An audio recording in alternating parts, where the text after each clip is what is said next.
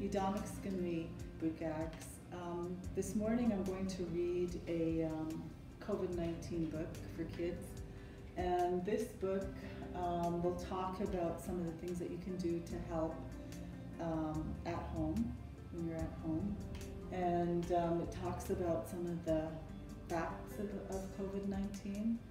So I'll get started. This book is about a new disease called COVID-19. Do you know what it stands for? It stands for Coronavirus Disease 2019 because it started in the year 2019.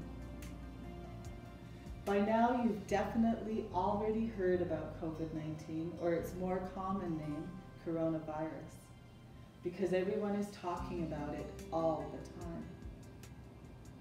It's a pandemic.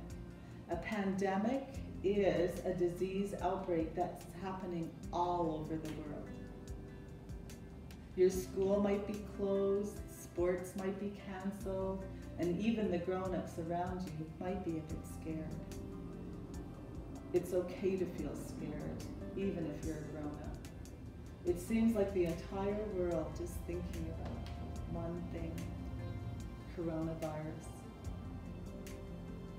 So I'm here to tell you what coronavirus is and isn't.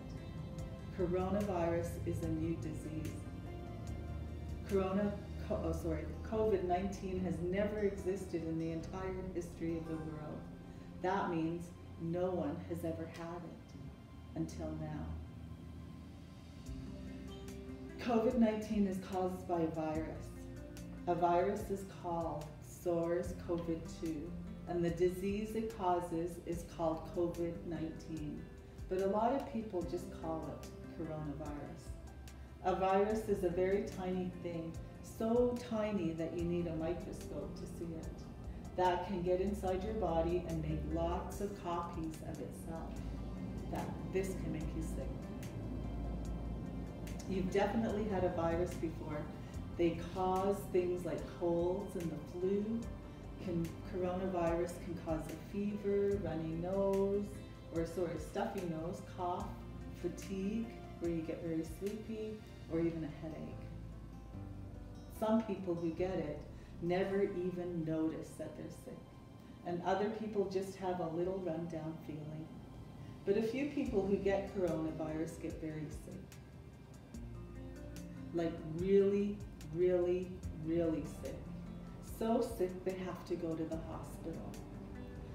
If they get too sick, they could even die from the coronavirus, which we don't want to see. Lucky for you, kids do not usually get very sick when they get coronavirus, but you can still give it to other people. You might have heard coronavirus is just like the flu. It's not.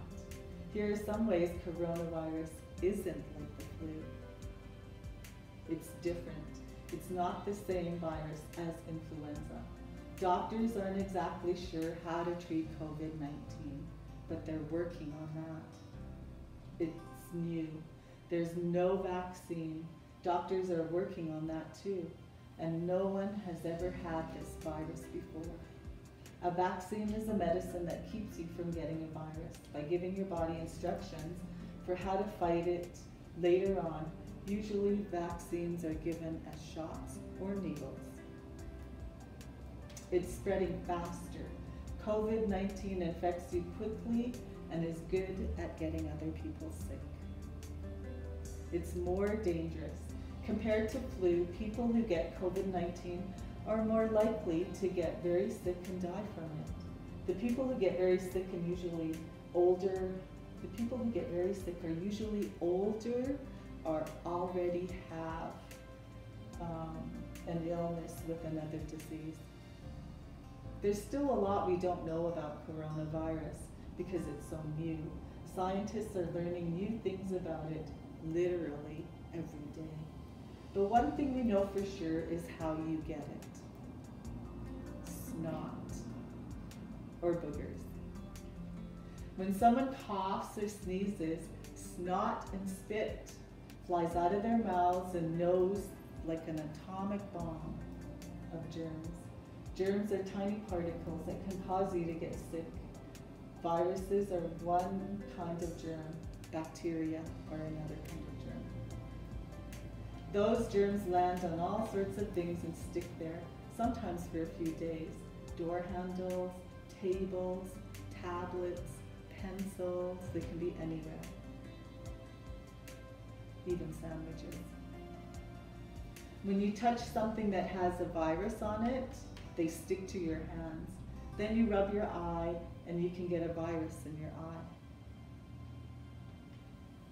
Or you touch your sandwich and put the sandwich in your moy, your mouth. Now there is a virus in your moy. You could even accidentally breathe those bits of snot in if you're close enough to someone who sneezes or coughs. Yes, it is disgusting. Scientists call this droplet transmission. Droplet transmission is one way viruses get from one person to another. It catches a ride on small drops of spit or snot. We could have just called it snot, but scientists like to use very specific words. I know this all might seem really scary and you might want to panic. A lot of grown-ups might want to panic too, and it is a little scary. It's okay to feel whatever you're feeling, but here's what you can do to help. Don't pick your moxasis or put your fingers in your moxasis. Don't do that. Even if your fingers don't look dirty, they could have viruses on them. You should try to keep your hands out of your nose and mouth. If you insist on picking your moxasis, even after an actual scientist just told you not to, do it with clean hands. Which brings me to my next point. Wash your hands, or as we say in Blackfoot, estimate. Keep your hands clean with soap and water helps a lot. It's especially important to use clean hands to eat. Actually, wash them as often as you can. Use soap and water and wash for about 20 seconds. Or as long as it takes to sing Baby Shark all the way through. Or pick another song that you love to sing. Cocoon for a little while. That means stick close to home and don't spend time near other people. It's okay to go outside, but don't do it with groups of other kids. Scientists call this, you may have heard this a lot, social distancing. I told you, scientists love to use big words. We all have to stay in our cocoons for a little while because coronavirus is spreading so fast that scientists can't test everyone for it all at once. We don't know who has it and who doesn't. Just in case you already have it and you don't even know, we need you to stay away from other people who could get it from you. Are you worried that you already have it and could give it to your grown-ups? It's not your fault if that happens. It's not your job to figure out who has it. Scientists are working on that as fast as they can. It's your job to be a kid.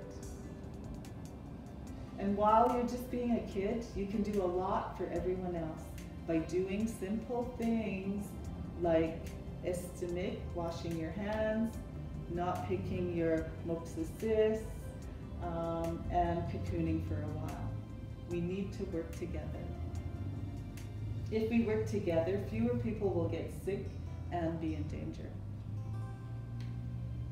If we work together, the disease will spread more slowly and scientists will have more time to figure out a best way to test people for coronavirus, the best treatment, and a vaccine. It will take everyone's help to keep away from each other and stop COVID in its tracks.